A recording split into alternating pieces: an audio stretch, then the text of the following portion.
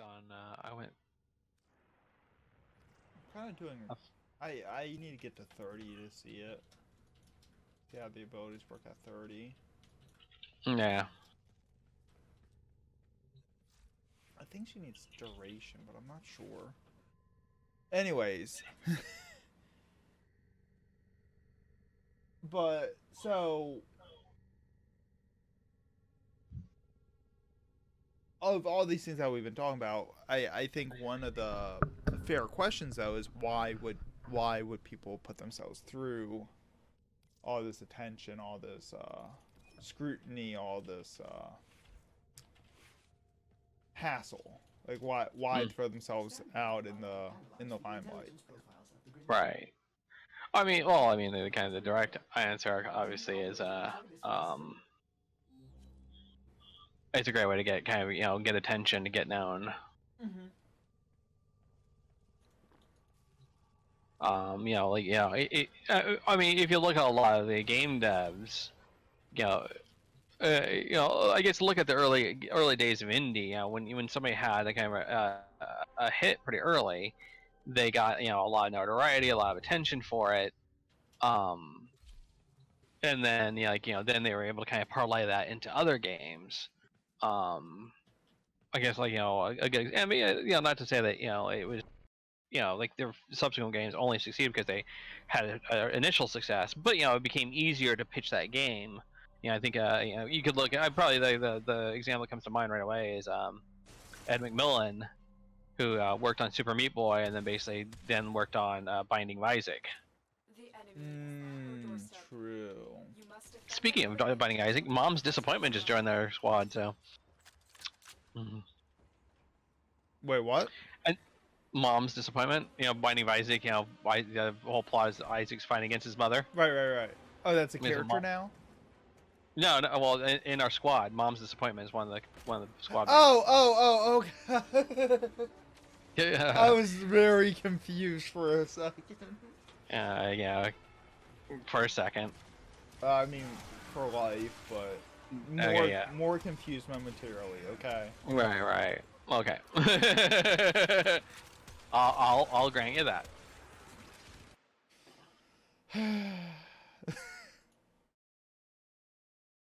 I'm not wrong, and you know it.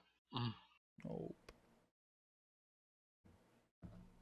But the Binding of Isaac obviously is a very good game, but if you really look at it, the game was able to I think gain a lot more traction a lot faster because he already had fans from his earlier work, so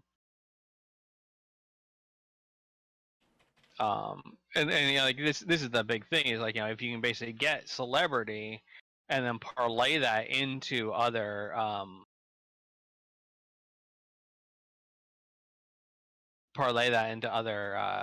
games, other stuff. I think that's kind of an amazing thing. That really helps you, and so and like I said, when you're talking about very few people, celebrity looks fine and manageable. It's all of a sudden when it kind of blows up, and you get under a lot of scrutiny, or when those boundaries fall, like we said, the example that we used at the beginning of this, where because of a divorce, basically the kind of the boundaries that the person had with their fan base got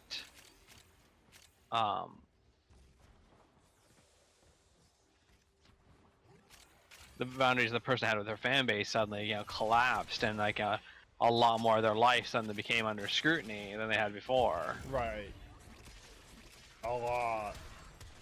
Right. And once that floodgate opened, it was a floodgate. There was no closing it at that point. Right. The genie in the bottle, getting the genie back in the bottle is the usual. Right.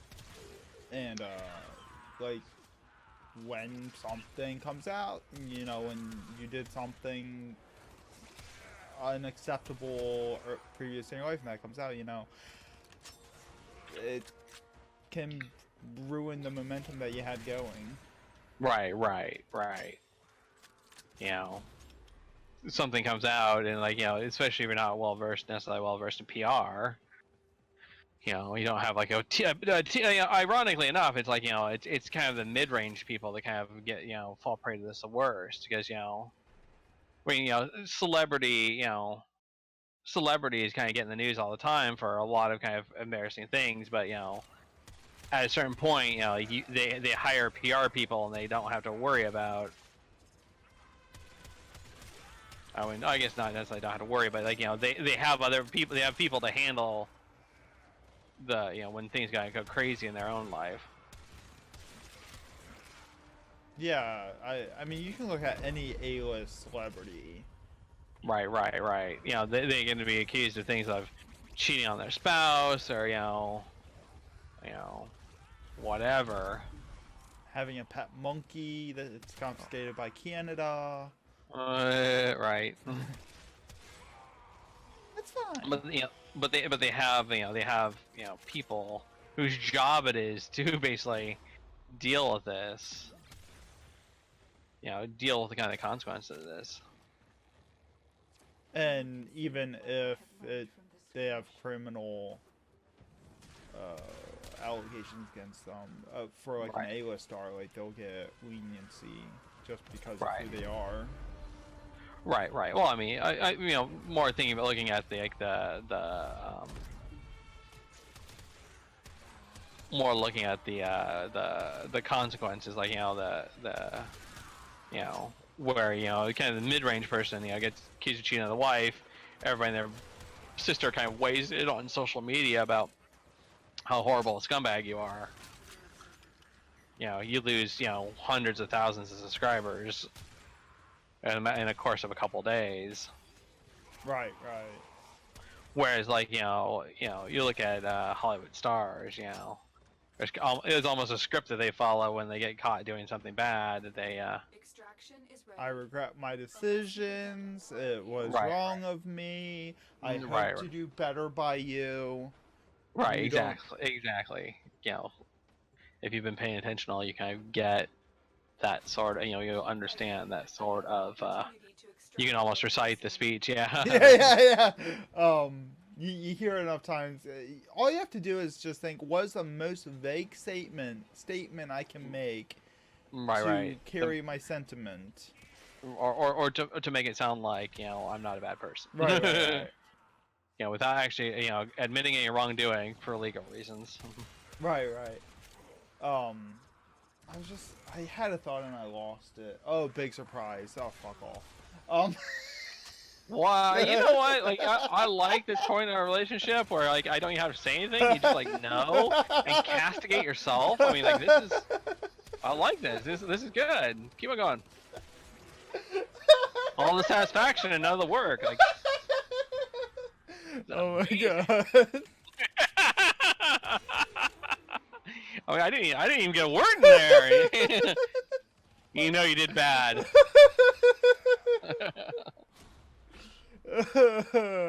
We all knew what was coming. Yeah. I mean, you're right, but it's like watching Jaws 4. It's just I wonder if a shark's gonna eat someone. You get the first scene with the shark, and it just kind of pops out of the water. It's we know it's a shark. Oh my god. That surprise was in the first movie, but not in the other. Oh my goodness. Anyways, I forgot my point. Oh my god.